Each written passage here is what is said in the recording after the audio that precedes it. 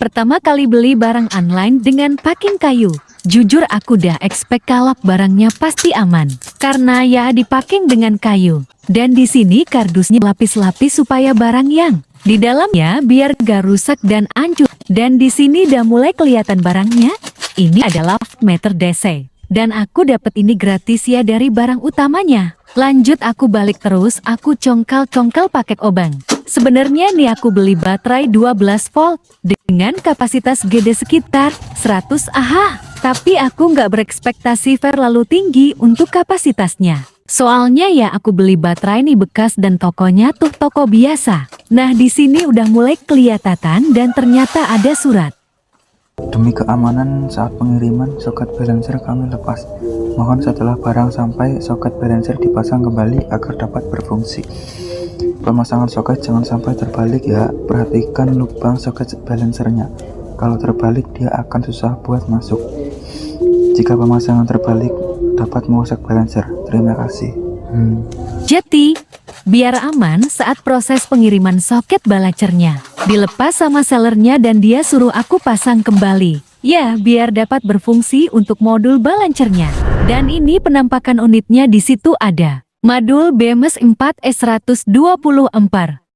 Oh iya, yang aku beli nih baterai jenis LiFePO 4 atau lithium iron phosphate. Untuk nilai tegangan perselnya di sekitar 3,2 volt nih, beda ya dengan baterai basah atau aki yang tegangannya langsung mengeluarkan output 12 volt. Nah, itu ada modul lagi. Namanya balancer, kalau nggak salah sih. Fungsinya untuk membalance atau menyeimbangkan setiap sel yang ada. Nah, punyaku kan ada 4 sel. Dan keempat selnya tuh tegangannya pasti nggak selalu sama rata. Ada yang 3,2 volt, ada yang 3 volt, bahkan sampai ada yang 3,7 volt. Dan itu semua akan disamaratakan oleh balancernya ini. Nah, di bagian atasnya tuh ada beberapa kabel dari BMS 4S dan balancernya.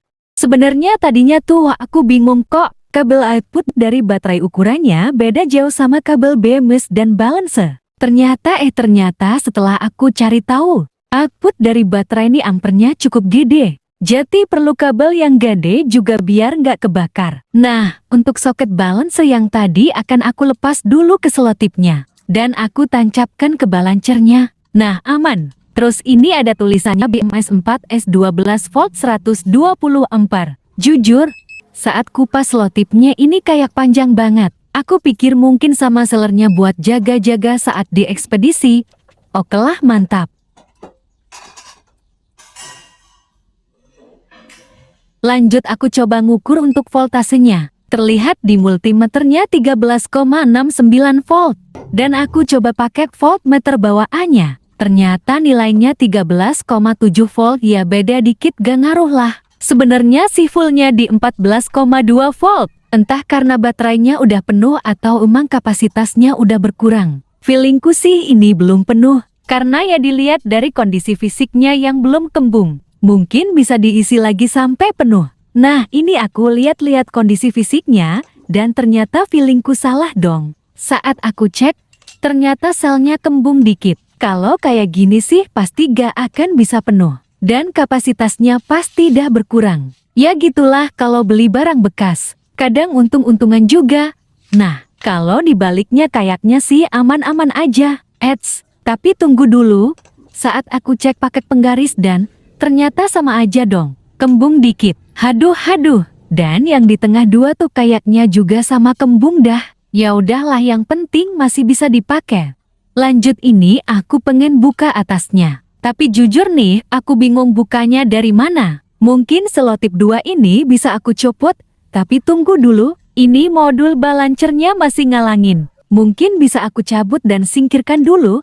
Nah, ini penampakannya. Terlihat ini ada beberapa MOSFET dan di baliknya ada beberapa kapasitor dan ya gitu doang. Nah, ini aku coba lepasin selotip-selotipnya dan syukur ini bisa terlepas. Pertama kali lihat sih wah-wah aja. Tapi ini busbarnya kok dilas.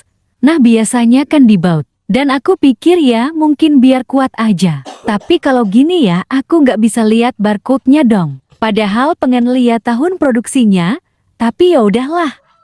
Nah nih aku pengen lihat voltas perselnya. Untuk sel pertama ada di 3,48 volt, sel kedua ada di 3,4 volt, sel ketiga ada di 3,44 volt, dan sel keempat ada di 3,35 volt. Ya, ini termasuknya sih belum balance atau belum sama rata untuk voltage setiap sel. Tapi tunggu dulu, ini soket balancer yang tadi aku lepas ternyata belum aku pasang kembali ke modul balancernya. Haduh. Setelah aku pasang dan langsung aku cek lagi untuk voltage setiap selnya. Aku lihat ini sih masih sama aja voltasenya kayak tadi. Mungkin proses ini butuh waktu untuk membalancenya. Oke, ini aku pasang double tip. Mungkin bisa aku pasang di sampingnya aja. Biar nanti tutupnya bisa dibongkar pasang lagi. Lanjut, ini aku ada paket lagi. Akan aku unboxing dulu.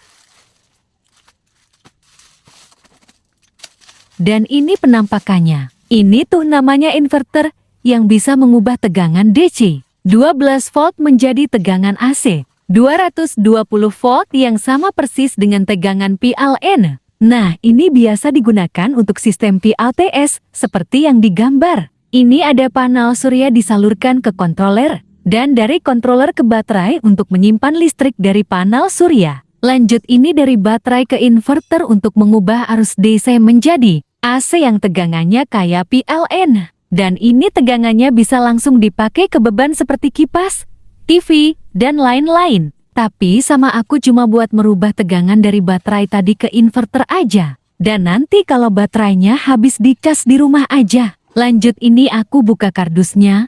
Dan ini unitnya. Tafwar Power Inverter 1000 watt. Oke, karena videonya dah terlalu panjang, mungkin bisa lanjut ke part kedua untuk lihat spesifikasi dan fungsi.